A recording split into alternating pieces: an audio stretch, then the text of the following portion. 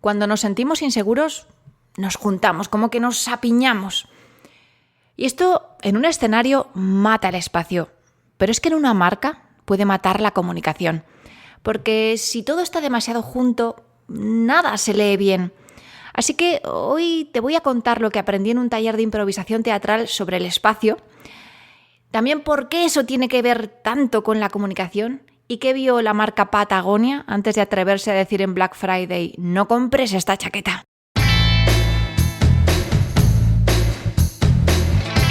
Y es que estás escuchando Palabras de Nariz Grande al habla Cris o Chloe Meller, lo que prefieras, copywriter y storyteller narigona, o cuentista, o creativa publicitaria, o llámalo como quieras. Eso sí, para marcas de nariz grande con mucha personalidad, tanta como la de Adrian Brody o Barbara Streisand, sí, y con coraje, de las que se atreven a comunicar su verdad con sello propio y a transformar su nombre en todo un movimiento. Mi especialidad: reconstruir la comunicación de marcas desde dentro y verlas en acción a través de su email marketing. ¿Comenzamos? ¡Comenzamos!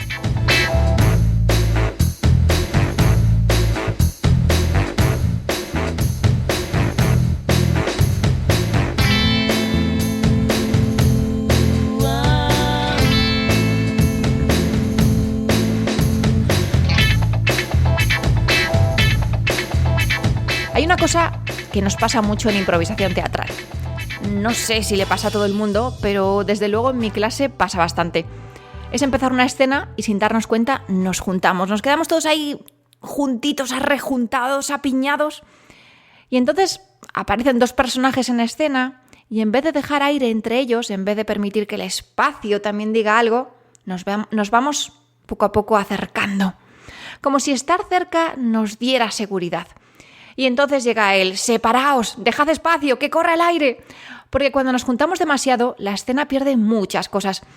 Pierde tensión, pierde composición, pierde posibles lecturas y pierde como incluso esa armonía de la composición. Y sobre todo pierde a un personaje que a veces es más importante de lo que parece: el espacio. Y es que el aire que hay entre dos personas también cuenta algo. La distancia también cuenta algo. El lugar donde te colocas también cuenta algo.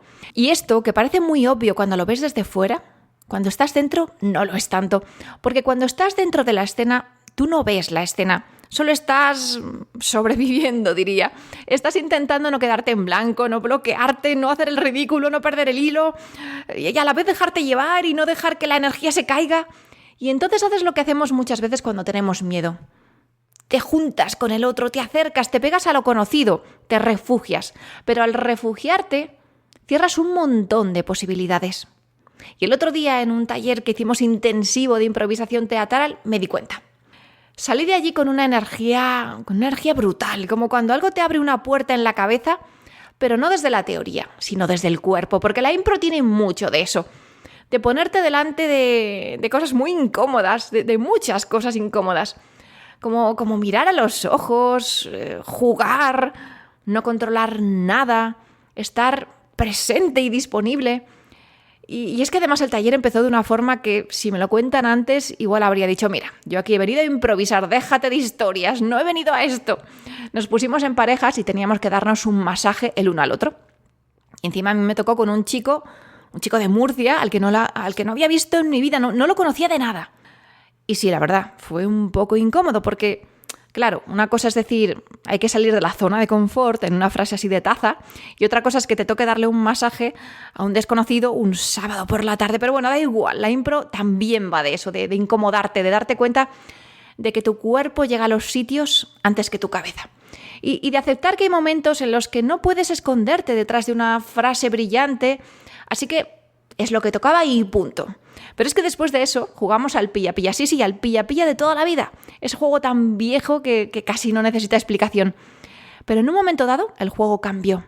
Teníamos que imaginar una cuadrícula en el suelo. Y quien pillaba solo podía moverse en horizontal o en vertical siguiendo esa cuadrícula. Y entonces ocurrió. El espacio dejó de ser un sitio por el que corríamos y empezó a ser una regla, un límite, una estructura, un personaje. De pronto el espacio condicionaba la estrategia, la velocidad, las miradas, las decisiones. Ya no era solo fondo, era parte del juego. Y luego más tarde comenzamos ya con las escenas, con la auténtica impro. Primero de una forma más libre y después ya condicionados por la distancia que nos obligaron a tomar. Y aquí es donde ocurrió lo más interesante, porque cada vez que cambiaba la colocación de los cuerpos, cambiaba también la escena. No cambiaba el argumento, no cambiaban los personajes, tampoco cambiaba la idea inicial de arranque, lo que cambiaba era la composición. Y con eso bastaba para que apareciera otra cosa muy diferente. Mira, por ejemplo, a mí me tocó compartir la custodia de un perro con otras 2 improvisadoras. Sí, esto es impro, esta era la historia. 3 mujeres compartiendo la custodia de un perro. Y al principio estábamos más o menos juntas, como creíamos que era lo lógico, porque las 3 estábamos paseando al mismo perro, pero nos obligaron a separarnos. Y al estar tan lejos unas de otras, y mirar las 3 además hacia un mismo punto, a ese punto donde se suponía que estaba el perro, de pronto el perro apareció. No estaba, pero apareció. El espacio lo construyó. La dirección de nuestras miradas construyeron a ese perro. La distancia entre nosotras lo construyó.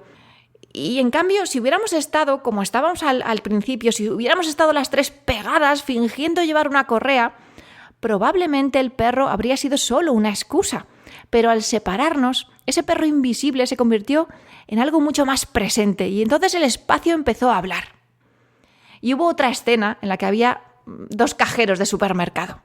La escena empezó con una tontería maravillosa. Esto que salió en las noticias hace tiempo de que en algunos supermercados la gente ponía la piña al revés en el carrito para ligar. Bueno, pues con esta tontería empezó la escena. Un cajero, una cajera, piña, supermercado, ligar, ofertas. Pero la segunda vez que hicieron la escena tuvieron que colocarse en extremos opuestos de la sala, uno en una punta y el otro en la otra. Y esto, que podía haber sido un problema, que podía haber sido un desastre, se convirtió en el regalo de la escena. Porque como estaban lejos, tuvieron que comunicarse por la megafonía del supermercado y empezaron a lanzarse mensajes camuflados como ofertas. Atención, atención, promoción en la sección de frutería, últimas unidades disponibles, oferta especial para quien se atreva a pasar por la caja y un montón de cosas que hacían guiños a lo que había entre ese hombre y esa mujer cajeros. Y de pronto la distancia había creado un lenguaje. Si hubieran estado al lado, habrían hablado sin más, como hacemos siempre en las escenas, que no paramos de hablar. Pero al estar lejos, tuvieron que encontrar otra forma. Y esa forma era mucho más interesante. La distancia no mató la escena, no, todo lo contrario, la abrió. Y aquí hay algo que sirve mucho más allá de la impro, porque a muchas marcas les pasa algo parecido. Están demasiado cerca de sí mismas y demasiado cerca de su producto, de sus urgencias, de lo que creen que tienen que decir, de sus propias frases. Y cuando estás tan cerca, todo se apiña, no porque no haya nada, al revés. Muchas veces hay muchísimo, hay producto, historias, valores, decisiones, contradicciones, clientes y también, por supuesto, hay miedos y deseo de vender y deseo de diferenciarse. Y frases que suenan bien y otras que se han dicho 1000 veces. Y cosas que nadie se ha atrevido a decir todavía. Entonces el problema no es que falte material, el problema es que está todo demasiado junto, demasiado apiñado. Y cuando ocurre esto no hay aire. Y tampoco hay la posibilidad de una buena composición, solo hay acumulación, amontonamiento. Por eso, antes de escribir y también después de escribir, hay que separarse un poco. Y esto quiero explicarlo bien, ¿vale? Porque no hablo de separar para romper, no hablo de trabajar piezas sueltas, no hablo de coger la marca y convertirla en compartimentos estancos, por aquí el producto, por aquí los valores, por aquí el cliente, por aquí la historia, por aquí el email marketing, por aquí los mensajes de publicidad y por aquí las redes sociales. No, en absoluto. Una marca necesita sistema y necesita que todo tenga relación y muchísima coherencia. Y necesita que una cosa lleve a la otra. Pero para componer un sistema, para componer ese sistema que todos buscamos, primero tienes que poder ver sus piezas. Tienes que entender qué lugar ocupa cada cosa, qué pesa más, qué debe ir delante, qué debe quedarse al fondo, qué necesita aire, qué está ocupando demasiado espacio, qué parece importante pero en realidad solo hace ruido, o qué está escondido y debería ponerse en el centro. Esto, al fin y al cabo, esto es composición. Y bueno, sí, tiene mucho que ver con la arquitectura, Porque yo cuando trabajaba, ¿no? como arquitecta, es verdad, ¿no? Antes de construir, dedicas mucho tiempo a colocar, a ordenar, a trazar. Decides qué relación hay entre los elementos, por dónde entra la luz, dónde deben estar los huecos, dónde necesitas una tensión o calma o dónde el edificio tiene que respirar. Pero es que en comunicación pasa igual, pasa lo mismo. No siempre hay que escribir más. A veces hay que colocar mejor. Y esto me lleva al último ejercicio, al último ejercicio que hicimos en este taller de improvisación teatral. Yo ya lo conocía, de hecho lo incluyo en mis charlas y en cursos para explicar la diferencia entre características, ventajas y beneficios de un producto. Pero es que esta vez vi algo más allá. El ejercicio es el de observo, intuyo e imagino y es muy sencillo. Tú te pones delante de otra persona y primero la observas de arriba a abajo y dices algo objetivo que estás viendo, algo que está ahí, clarísimo a tus ojos, ¿no? Por ejemplo, observo que llevas una camiseta con un estampado de pequeñas fresas bordadas. Y eso es observación, ahí no hay interpretación, no hay poesía, no hay brillantez, solo hay una mirada objetiva y real. Después de eso pasas al intuyo. Intuyo que te la probaste y te gustó cómo te sentaba, por eso te la compraste. Vale, ya ahí hay una pequeña lectura, una consecuencia. Vale, pero sigue siendo razonable, no estás inventándote una novela, estás conectando una cosa con otra de forma bastante racional. Y ya después viene el imagino. Imagino que la has traído hoy al taller porque has descubierto que esas fresas son tu superpoder, como la pluma de Dumbo que le permitía volar.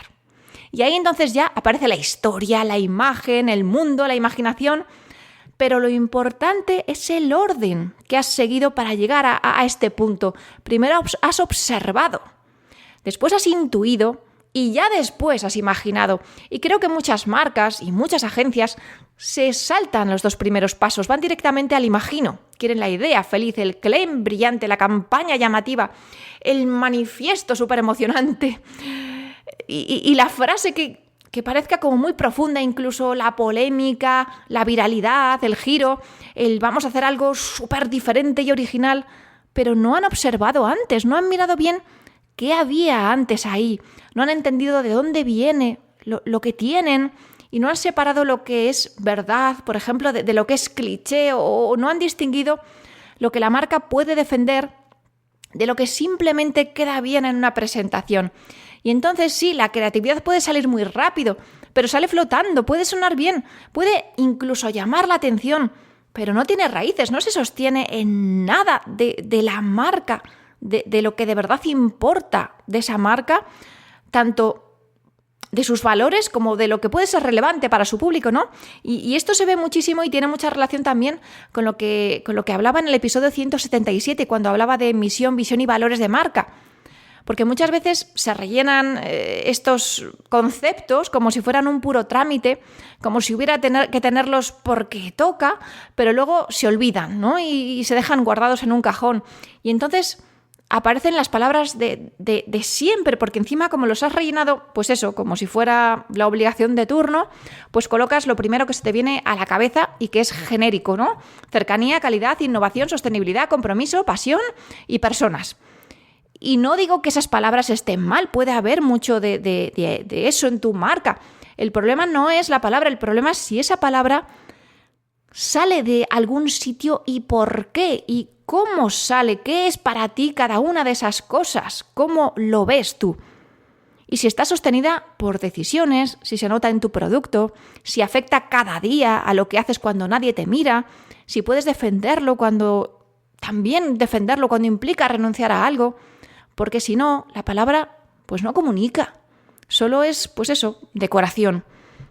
Y una marca no necesita decorar su comunicación, necesita entender qué está diciendo de verdad, de dónde viene lo que dice y para quién lo dice, para quién puede ser relevante y cómo hacerlo relevante. Por eso, y llegados a este punto, me interesa tanto el ejemplo de Patagonia con aquella campaña de Black Friday de 2011 que decía "Don't buy this jacket". No compres esta chaqueta. Y a simple vista, sobre todo viéndolo desde nuestro punto de vista, porque esta campaña luego se ha explotado mucho y quizá ya no se ve, ¿no?, tan brillante como se veía en aquel momento, pero en aquel momento Sí fue una idea muy brillante, ¿no? Eso que quizá ahora pueda sonarte forzado, ¿no? Viniendo de una marca de ropa. Porque era eso, ¿no? Una marca de ropa diciéndote que no compres su chaqueta, justo además en Black Friday. Pero desde luego, en aquel momento llamó muchísimo la atención, rompió el patrón, nos hizo mirar. Pero no vamos a quedarnos ahí, porque si nos quedamos ahí, al final nos quedamos, pues eso, en la superficie. Y es que esa campaña no funcionó solo porque la frase fuera ingeniosa o rompiera en aquel momento. Funcionó porque detrás había una observación profunda y real. Y una tensión muy real en aquel momento y para esa marca. Una marca que llevaba años hablando de consumo responsable, de reparación, de durabilidad, de impacto ambiental y en aquel momento estaban comunicando su propia contradicción. Somos una marca que vende ropa, sí, pero también sabemos que producir ropa tiene un coste. Y entonces, en el día en el que todo el mundo grita eso de compra más, Patagonia colocó una chaqueta en el centro y dijo, no la compres si no la necesitas.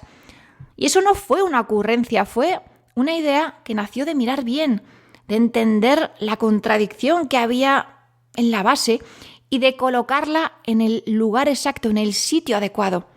Separaron las piezas, el producto, la venta, la necesidad, el consumo, el impacto, el deseo y la responsabilidad que tenían también como marca y encima la fecha, ¿no? El Black Friday.